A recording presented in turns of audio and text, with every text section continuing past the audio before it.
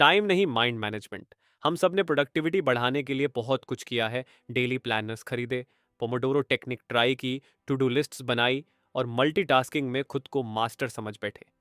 लेकिन फिर भी हर दिन खत्म होने पर ऐसा क्यों लगता है कि हमने बहुत कुछ किया लेकिन कुछ भी बड़ा अचीव नहीं हुआ? टाइम बचाते बचाते क्या हमने अपनी मेंटल एनर्जी ही खो दी है? क्या आपने कभी सोचा है कि शायद प्रॉब्लम टाइम की कमी नहीं, माइंड की एग्जॉस्शन है? शायद सॉल्यूशन और ज्यादा काम करने में नहीं, बल्कि सही समय पर सही काम करने में है। Hello friends, welcome to Better Life. आज हम एक ऐसी किताब की समरी लेकर आए हैं जो प्रोडक्टिविटी के गेम को पूरी तरह से पलट देती है। ये बुक हमें सिखाती है कि टाइम को मैनेज करना काफी नहीं है। असली मास्टरी तब आती है जब हम अपने माइंड को मैनेज करना सीखते हैं। ऑथर शेन पेरिश नहीं बल्कि डेविड कडावी इस बात को साबित करते हैं कि आज के फास्ट पेस्ड डिजिटल वर्ल्ड में कैलेंडर भरना नहीं, मेंटल क्लैरिटी बनाना सबसे ज़रूरी है। इस वीडियो में आप जानेंगे वो सीक्रेट क्यों टाइम मैनेजमेंट टेक्निक्स एक पॉइंट के बाद फेल हो जाती हैं, माइंड के क्रिएटिव स्वीट स्पॉट का क्या मतलब है और कैसे आप अपने सबसे बेहतरीन आइडियाज़ केओस के बीच भी पैदा कर सकते हैं। तो अगर आप भी रियल प्रोडक्टिविटी चाहते हैं, वो जो स्ट्रेस फ्री हो, अलाइंड हो आपके नेचुरल एनर्जी साइकिल से, तो ये समरी आपके लिए गेम चेंजर साबित हो सकती है। वीडियो को एंड तक ज़रूर देखिएगा क्योंकि आखिरी चैप्टर्स में वो इनसाइट्स हैं जो शायद आपने पहले कभी नहीं सुने होंगे। चलिए शुरू करते हैं एक नए पर्सपेक्टिव के साथ। Chapter 1, mind management, not time management. आज की दुनिया में हर कोई प्रोडक्टिविटी बढ़ाने के पीछे भाग रहा है। हम बार बार सुनते हैं एक दिन में सिर्फ 24 घंटे होते हैं, और फिर यही सोच हमें टाइम को एफिशिएंटली यूज करने के लिए मजबूर करती है। हम कैलेंडर में हर मिनट को प्लान करते हैं, रूटीन्स बनाते हैं, कीबोर्ड शॉर्टकट सीखते हैं और अपनी टू डू लिस्ट को मैक्सिमम ऑप्टिमाइज करने की कोशिश करते हैं। शुरुआत में ये सब हेल्पफुल लगता है, काम टाइम पर होता है, चीज़ें याद रहती हैं और रूटीन्स की मदद से रिपीटेड टास्क्स जल्दी हो जाते हैं। लेकिन धीरे धीरे हम नोटिस करते हैं कि जितना हम अपनी टाइम एफिशिएंसी बढ़ाते हैं, उतनी ही हमारी एनर्जी और मेंटल क्लैरिटी कम होती जाती है।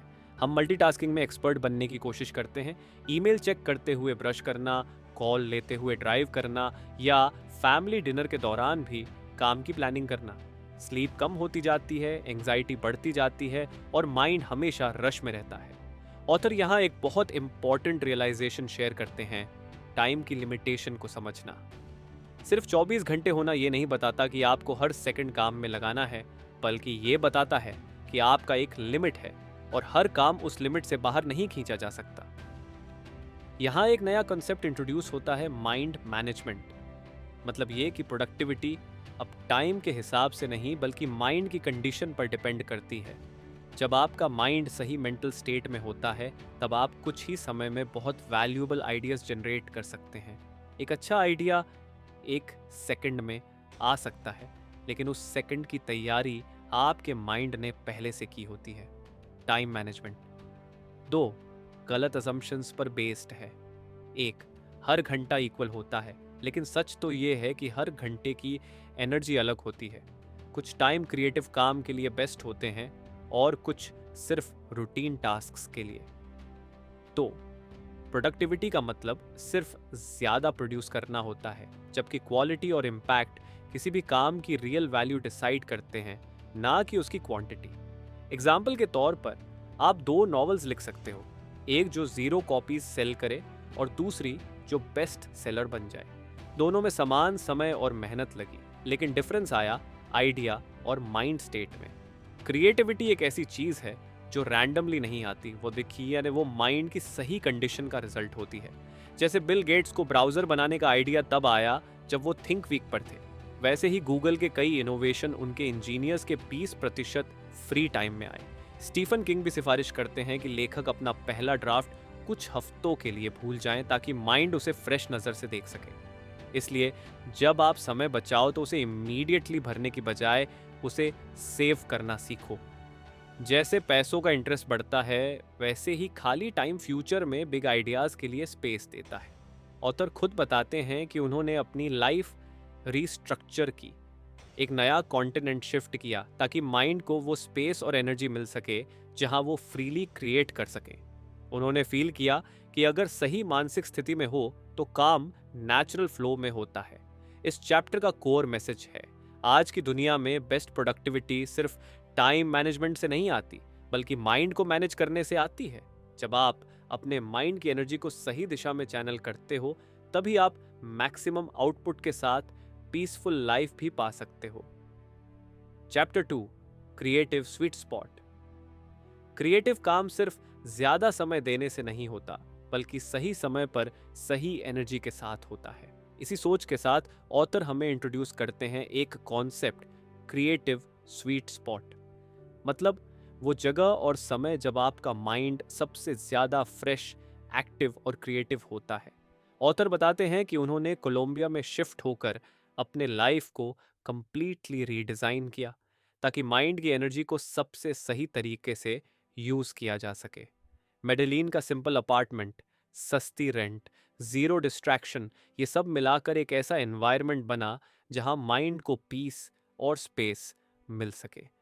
यहाँ एक इंपॉर्टेंट मेटाफोर बताया गया है, एक जार और उसमें डालने वाले रॉक्स, ग्रेवल, सैंड और पानी।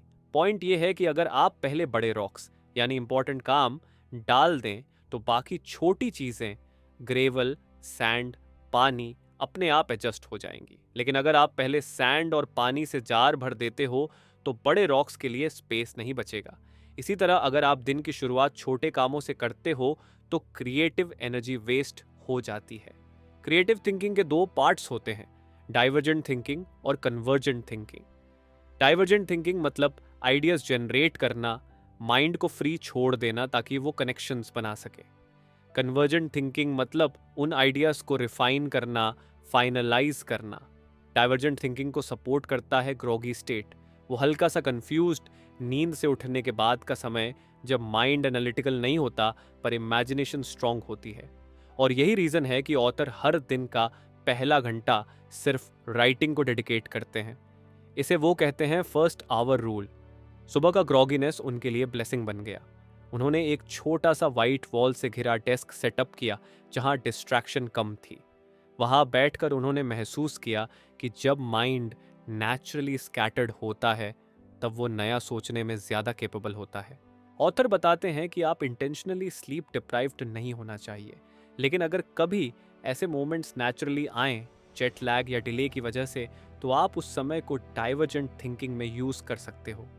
ये ब्रेनस्टॉर्मिंग के लिए बेस्ट समय होता है, ना कि डिटेल्ड एडिटिंग के लिए। चैप्टर में यह भी बताया गया है कि क्रिएटिव आवर्स इक्वल नहीं होते, हर घंटे की वैल्यू अलग होती है। सिर्फ टाइम देना काफी नहीं होता, सही मेंटल स्टेट जरूरी होती है। लास्टली, जब ऑथर ने अपने माइंड और रूटीन को ऑब्जर्व किया, तो उन्होंने पाया कि उनका बेस्ट क्रिएटिव एनर्जी मंडे सुबह को आती है, जब वीक की शुरुआत और दिन की शुरुआत दोनों एक साथ होती है। इसी समय वो अपने सबसे इंपॉर्टेंट प्रोजेक्ट्स पर काम करते हैं। इस पूरे चैप्टर का मैसेज क्लियर है, क्रिएटिव स्वीट स्पॉट को पहचानो और उसे अपने दिन का सेंटर बनाओ, बाकी सब चीजें उसके आसपास एडजस्ट हो जाएंगी। Chapter 3, the 4 stages of creativity.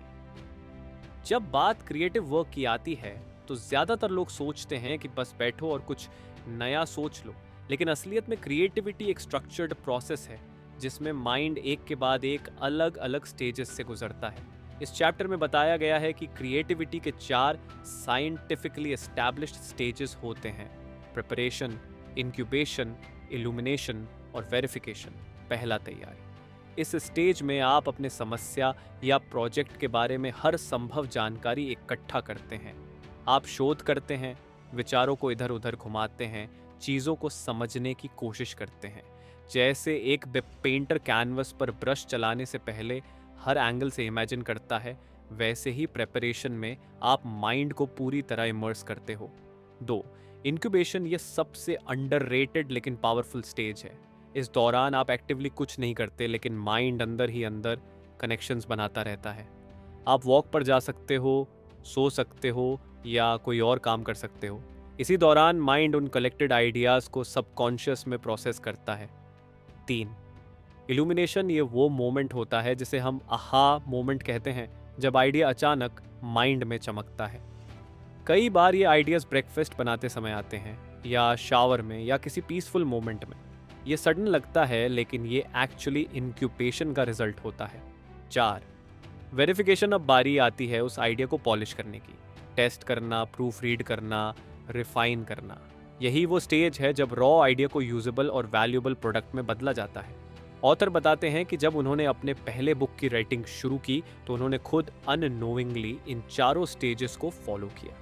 Evening में वो सिर्फ रिसर्च करते थे, प्रिपरेशन, फिर सो जाते थे, इंक्यूबेशन, और मॉर्निंग में फ्रेश माइंड से आइडियाज नेचुरली फ्लो होते थे, इल्यूमिनेशन, फिर दिन में एडिटिंग करते थे, वेरिफिकेशन। एक इंटरेस्टिंग एग्जाम्पल दिया गया है बीटल्स के पॉल मैकार्टनी का। उन्होंने सॉन्ग येस्टरडे का मेलोडी ड्रीम में सुना और सुबह उठकर उसे पियानो पर प्ले किया, लेकिन उस मेलोडी को फाइनल फॉर्म में आने में 1.5 साल लग गए, जिसमें उन्होंने वेरीफाई किया कि वो मेलोडी ओरिजिनल है, लिरिक्स लिखे और अरेंजमेंट्स ठीक किए। यानी चारों स्टेजेस क्लियरली इन्वॉल्व हुए। क्रिएटिविटी सिर्फ इंस्पिरेशन नहीं है, बल्कि एक प्रोसेस है जिसमें पेशेंस और स्टेज अवेयरनेस जरूरी है। जैसे मिकलांजेलो के बारे में कहा जाता है कि उसने पत्थर से डेविड की मूर्ति ऐसे निकाली जैसे वो पहले से उसमें था, लेकिन सच ये है कि उसने पहले मॉडल बनाया, फिर वाटर में टेस्ट किया और स्टेप बाय स्टेप मार्बल से शेप निकाली। इस चैप्टर का मेन मैसेज ये है, जब भी आप किसी क्रिएटिव टास्क में हो तो खुद से ये पूछिए कि आप किस स्टेज में हो। क्या आप अभी प्रिपरेशन कर रहे हो, इंक्यूबेट कर रहे हो, या आइडिया को पॉलिश कर रहे हो? अगर आप सही स्टेज पर फोकस करोगे तो फ्रस्ट्रेशन कम होगी और आउटपुट ज्यादा पावरफुल होगा। Chapter 4, the 7 mental states of creative work. हर काम को करने के लिए सिर्फ समय और इच्छा ही नहीं, बल्कि सही मेंटल स्टेट भी चाहिए। इस चैप्टर में ऑथर ने बताया है कि क्रिएटिव काम को इफेक्टिवली करने के लिए हमें अपने दिमाग की 7 अलग अलग मानसिक अवस्थाओं को समझना और मैनेज करना चाहिए। इसे कहते हैं the 7 mental states of creative work. Author के अनुसार हर क्रिएटिव प्रोसेस इन 7 अवस्थाओं से होकर गुजरता है। 1. Prioritise mental state. ये वह समय है जब आप सोचते हो कि सबसे पहले क्या करना है और क्या नहीं करना। आप गोल्स को क्लैरिटी से देख पाते हो। ये एक स्ट्रैटेजिक स्टेट होती है जिसमें आप अपने टास्क्स को सॉर्ट करते हो और रोड मैप बनाते हो। तो एक्सप्लोर मेंटल स्टेट, इसमें आप बिना किसी स्पेसिफिक गोल के फ्रीली नई चीज़ों को एक्सप्लोर करते हो। आप क्यूरियोसिटी को फॉलो करते हो और कुछ नया अब्जॉर्ब करते हो। इसमें किसी भी चीज़ को सीखने या समझने की चाह होती है, चाहे उसका इमीडिएट यूज़ हो या ना हो। 3. रिसर्च मेंटल स्टेट एक्सप्लोर से थोड़ा अलग। यहाँ आप स्पेसिफिक सवालों के जवाब ढूंढते हो। आपके पास एक टॉपिक होता है और आप उस पर डेटा, फैक्ट्स या क्लैरिटी कलेक्ट करते हो। ये फोकस्ड और टारगेटेड होता है। 4. Generate mental state. ये वह समय है जब आप कुछ नया क्रिएट करते हो, राइटिंग, डिजाइनिंग, कोडिंग एटसेट्रा। यहाँ आपका माइंडफुल कंसंट्रेशन में होता है और आउटपुट जनरेट कर रहा होता है। ये सबसे प्रोडक्टिव और इंटेंस फेज होता है। 5वें पॉलिश मेंटल स्टेट जनरेट में जो कंटेंट क्रिएट हुआ उसे रिफाइन करने का काम यहाँ होता है। एडिटिंग, प्रूफ रीडिंग, इम्प्रूवमेंट, ये सब पॉलिश में आता है। यहाँ क्रिएटिविटी को स्ट्रक्चर में ढालने का काम होता है। 6. Administrate mental state. ये वह बोरिंग लेकिन जरूरी काम होते हैं जो आपके क्रिएटिव काम को पॉसिबल बनाते हैं, जैसे बिल्स पे करना, ईमेल्स देखना या डॉक्यूमेंट्स तैयार करना। इसे एनर्जी ज्यादा नहीं मिलती लेकिन काम स्मूथली चलता है। 7. Recharge mental state. ये सबसे एसेंशियल है लेकिन अक्सर इग्नोर किया जाता है। इसमें आप रिलैक्स करते हो, सोते हो, घूमते हो, मैसाज लेते हो या कोई हल्की एक्टिविटी करते हो। ये एनर्जी वापस लाता है ताकि आप दोबारा जनरेट मेंटल स्टेट में जा सको। इन मेंटल स्टेट्स को याद रखने के लिए ऑथर ने एक फॉर्मूला दिया है, PER गोल्फ, PER हाज prioritize, explore, research, GLR generate, पार mind polish, administrate, recharge. Author बताते हैं कि माइंड को बार बार एक स्टेट से दूसरी में स्विच करना भारी पड़ता है, इससे फोकस टूटता है और प्रोडक्टिविटी गिरती है। इसलिए हमेशा एक ही समय में एक ही मेंटल स्टेट में रहो। कैल न्यूपोर्ट की थियरी, डीप वर्क से एक कदम आगे बढ़कर ऑथर बताते हैं कि डीप वर्क भी अलग अलग फ्लेवर्स में आता है। राइटिंग एक अलग फ्लेवर है, पढ़ना दूसरा और एक्सपर्ट से डिस्कशन तीसरा। हर काम के लिए एक स्पेसिफिक मूड और जगह होती है। जैसे उन्होंने ऑब्जर्व किया कि एडिटिंग के लिए डार्क बैक रूम परफेक्ट था और आइडिया जनरेशन के लिए ब्राइट कफे। इस चैप्टर का मेन मैसेज है, अगर आप अपने काम को सही मेंटल स्टेट में करते हो तो आप डिस्ट्रैक्शन से बच सकते हो और अपने क्रिएटिव आउटपुट को कई गुना बढ़ा सकते हो। काम को प्रायोरिटी या डेडलाइन से नहीं, बल्कि मेंटल एनर्जी के हिसाब से प्लान करो। Chapter 5, creative cycles. हर इंसान की क्रिएटिव एनर्जी एक जैसी नहीं होती, ना ही हर दिन, हर सप्ताह या हर सीजन में। इस चैप्टर में ऑथर बताते हैं कि क्रिएटिव प्रोडक्टिविटी को बढ़ाने के लिए हमें अपनी नेचुरल एनर्जी पैटर्न्स और एनवायरनमेंट के साथ काम करना चाहिए। इसी सोच को वो कहते हैं क्रिएटिव साइकिल्स। क्रिएटिव साइकिल्स का मतलब है कि आप अपने काम को एक साइकिल की तरह प्लान करें, जिसमें तैयारी, अंकुश, प्रकाश और सत्यापन के चारों चरण शामिल हों। लेकिन ये सिर्फ एक बार का प्रोसेस नहीं है, ये एक रिपीटेबल सिस्टम है जो आपकी नेचुरल लाइफ रिदम्स के साथ मैच करता है। ऑथर अपने पर्सनल एक्सपीरियंस से बताते हैं कैसे उन्होंने सैन फ्रांसिस्को से शिकागो शिफ्ट किया सिर्फ इसलिए ताकि वो एक नया क्रिएटिव साइकिल शुरू कर सकें। शिकागो की हार्श विंटर्स उन्हें फोर्स्ड करती थी अंदर रहने और फोकस करने के लिए, और समर्स उन्हें रिलैक्स और रिचार्ज करने का मौका देती थी। क्रिएटिव साइकिल्स छोटे भी हो सकते हैं और बड़े भी, जैसे एक दिन के अंदर का साइकिल, एक हफ्ते का, एक महीने का या पूरा साल। जैसे डे साइकिल सुबह जनरेट मेंटल स्टेट के लिए परफेक्ट होती है। वीक साइकिल मंडे को प्लानिंग और प्रायोरिटाइजिंग, ट्यूसडे वेंसडे को डीप क्रिएटिव वर्क और फ्राइडे को एडमिनिस्ट्रेटिव काम और रिव्यू। सीजनल साइकिल विंटर में इंक्यूबेशन और रिसर्च, समर में इल्यूमिनेशन और एक्सप्लोरेशन। ऑथर ये भी बताते हैं कि हमें डेली रूटीन छोड़कर वीकली रूटीन पर फोकस करना चाहिए। हर दिन सेम स्ट्रक्चर फॉलो करने से एनर्जी और फोकस मोनोटोनस हो जाती है, लेकिन अगर आप हर दिन अलग मेंटल स्टेट को डेडिकेट करो तो आपकी प्रोडक्टिविटी और क्रिएटिविटी दोनों बढ़ती है। उदाहरण के लिए मंडे को प्री फ्रंटल मंडे कहा गया है, सबसे लॉजिकल और स्ट्रक्चर्ड काम के लिए बेस्ट डे। थर्सडे को उन्होंने इंटरव्यूज और डीप कॉन्वर्सेशंस के लिए फिक्स किया क्योंकि उनकी एनर्जी उस दिन हाई रहती थी। ऑथर ने बताया कि कैसे उन्होंने बैचिंग की पावर को यूज किया, जैसे एक ही दिन में पॉडकास्ट के पूरे महीने के इंट्रोस रिकॉर्ड करना। इस तरह माइंड बार बार कॉन्टेक्स्ट स्विच नहीं करता और एनर्जी एफिशिएंटली यूज होती है। एक और पावरफुल कॉन्सेप्ट है पैसिव जीनियस। जब आप रेगुलरली मिनिमम क्रिएटिव डोज देते हो किसी प्रोजेक्ट को, तब इंक्यूबेशन बैकग्राउंड में चलता रहता है और अचानक एक दिन कोई बिग आइडिया आपके सामने आ जाता है। इस चैप्टर का कोर मैसेज है, जब आप अपने क्रिएटिव वर्क को नेचुरल साइकिल्स के साथ अलाइन करते हो, चाहे वो डेली हो या ईयरली, तब आप कम एफर्ट में ज़्यादा आउटपुट अचीव कर सकते हो। माइंड को बर्न आउट करने की बजाय उसे रिदम और रेस्ट के साथ फ्लो में रखना है। Chapter 6, creative systems. Creative work में कंसिस्टेंसी लाना बहुत मुश्किल होता है और इसी चैलेंज का सॉल्यूशन है क्रिएटिव सिस्टम्स।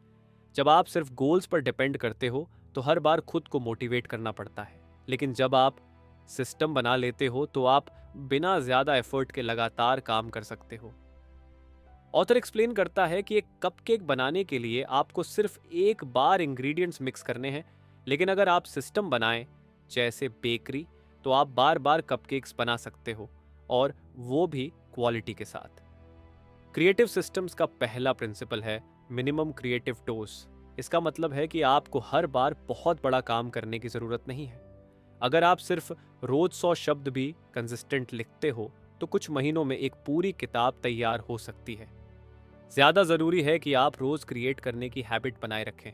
इसके बाद ऑथर बात करता है साइकिल्स एंड सिस्टम्स की। जैसे शरीर के अंदर जैविक साइकिलें होते हैं, दिन रात का चक्र, वैसे ही हमारी क्रिएटिविटी भी अपने साइकिलों में आती है। कभी हम हाई एनर्जी स्टेट में होते हैं, कभी लो, इसलिए सिस्टम्स ऐसे होने चाहिए जो इन नेचुरल साइकिल्स को रिस्पेक्ट करें। कभी कभी हम हाई फोकस वाले काम कर सकते हैं और कभी पैसिव क्रिएटिविटी जैसे आइडियाज को सिमर होने देना जरूरी होता है। एक और इंटरेस्टिंग कंसेप्ट है एसओपी, स्लॉपी ऑपरेटिंग प्रोसीजर। ये टर्म यूजुअली बिजनेस सिस्टम्स में यूज होती है, स्टैंडर्ड ऑपरेटिंग प्रोसीजर, लेकिन ऑथर इसे थोड़ा ट्विस्ट करके बताते हैं कि क्रिएटिव काम के लिए प्रोसेस थोड़ा स्लॉपी, फ्लेक्सिबल होना चाहिए। रिजिड रूल्स क्रिएटिव फ्लो को ब्लॉक कर सकते हैं, इसलिए आपको अपने सिस्टम में थोड़ी केओस अलाउ करनी चाहिए ताकि क्रिएटिविटी नेचुरली इमर्ज हो सके। ऑथर ये भी कहते हैं कि रेपिटेशन का पावर, अंडर एस्टिमेट नहीं करना चाहिए the powerful power of repetition. जब आप किसी चीज़ को बार बार करते हो तो वो आपके अंदर गहराई से बैठ जाती है। ये सिर्फ स्किल्स ही नहीं बल्कि माइंड के अंदर क्रिएटिव पैटर्न्स को भी स्ट्रेंथन करता है। एक पेंटर या म्यूजिशियन भी बार बार प्रैक्टिस करके मास्टरी हासिल करता है।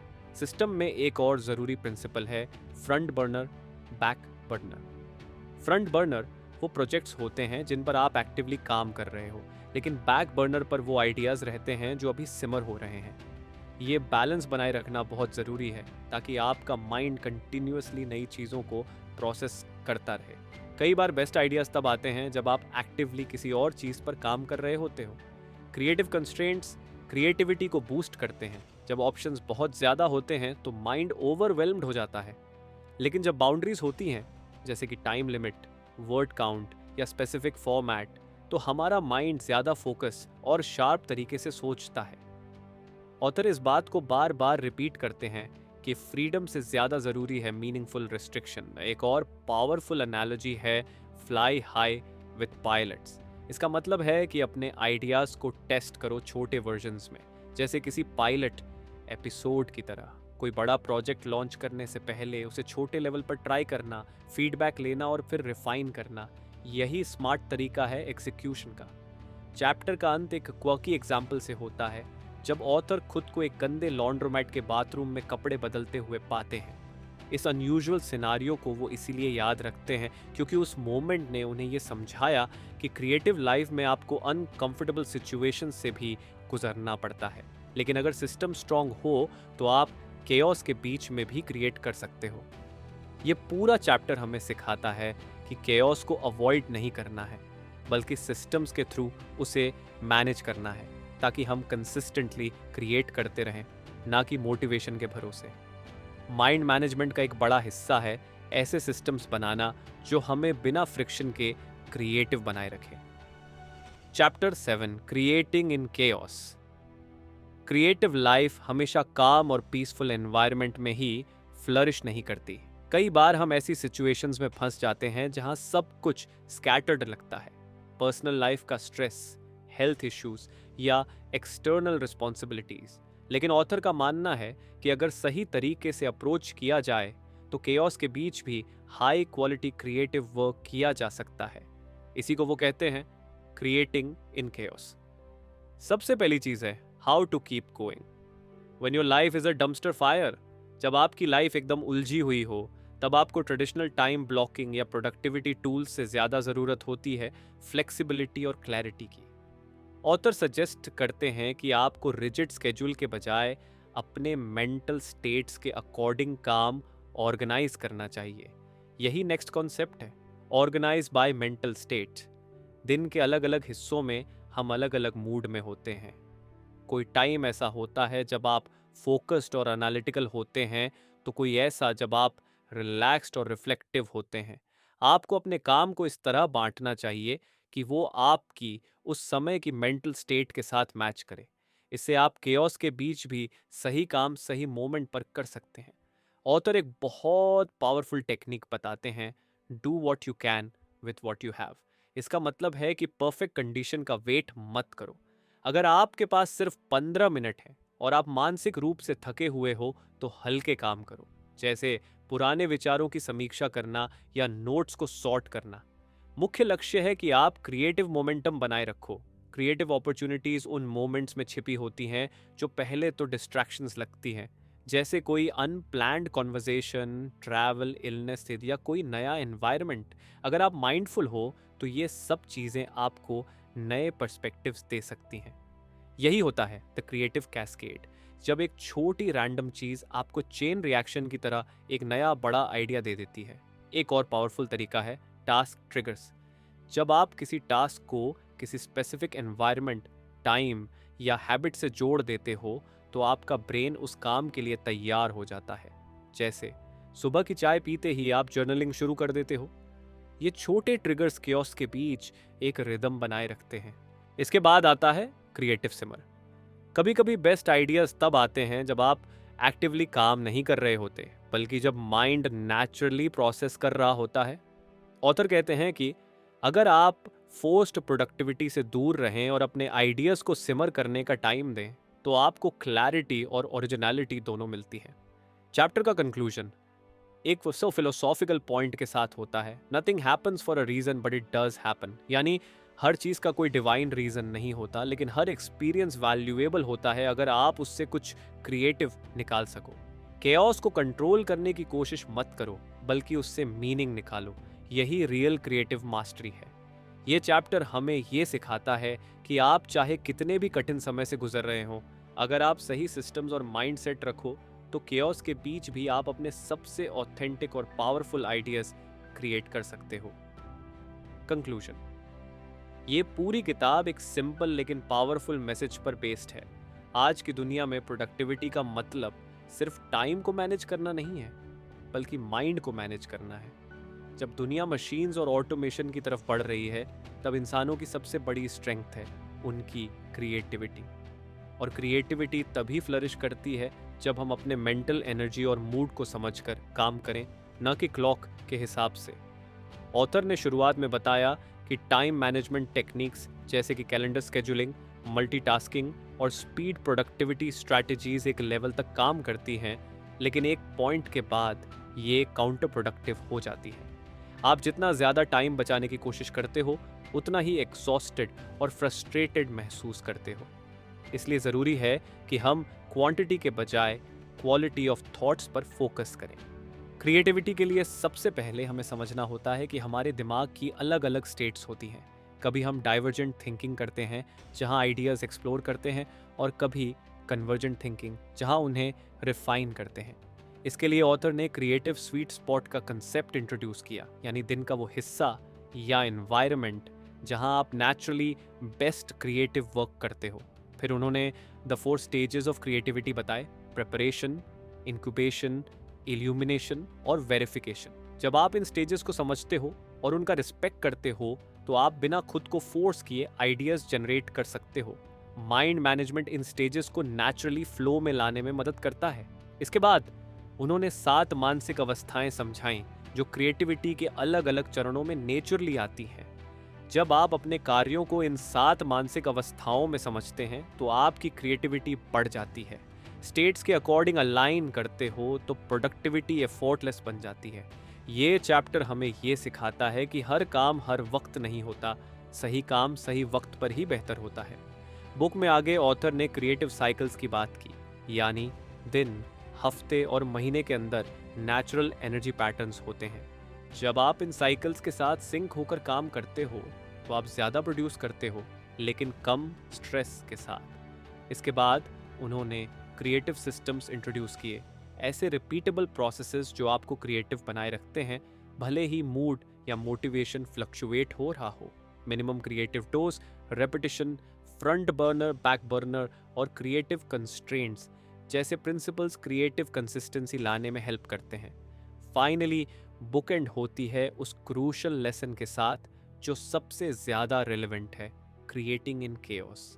रियल लाइफ परफेक्ट नहीं होती, लेकिन अगर आपने सही मेंटल हैबिट्स और अवेयरनेस डेवलप की है, तो आप सबसे मुश्किल वक्त में भी कुछ नया क्रिएट कर सकते हो। केओस आपका एनिमी नहीं है। अगर आप सीख जाओ, तो वही केओस आपकी क्रिएटिविटी का सोर्स बन सकता है। इस पूरी किताब की फिलॉसफी एक ही जगह पर कन्वर्ज होती है: don't just manage your time, manage your mind. Time limited है, लेकिन माइंड लिमिटलेस है। और जब आप इस शिफ्ट को एक्सेप्ट कर लेते हो, तभी आप अपने हाईएस्ट क्रिएटिव पोटेंशियल तक पहुंच पाते हो। अगर आप टाइम मैनेजमेंट के बारे में और बुक समरी सुनना चाहते हैं, तो ये वाली प्लेलिस्ट चेक करें। तो दोस्तों, ये थी इस बुक की समरी और इसके मेन पॉइंट्स। आप कमेंट बॉक्स में बताएं कि बुक की किस बात ने आपको सबसे ज़्यादा प्रभावित किया। अगर आप इस किताब को खरीदना चाहते हैं, तो लिंक डिस्क्रिप्शन में है। Thank you. Have a better life.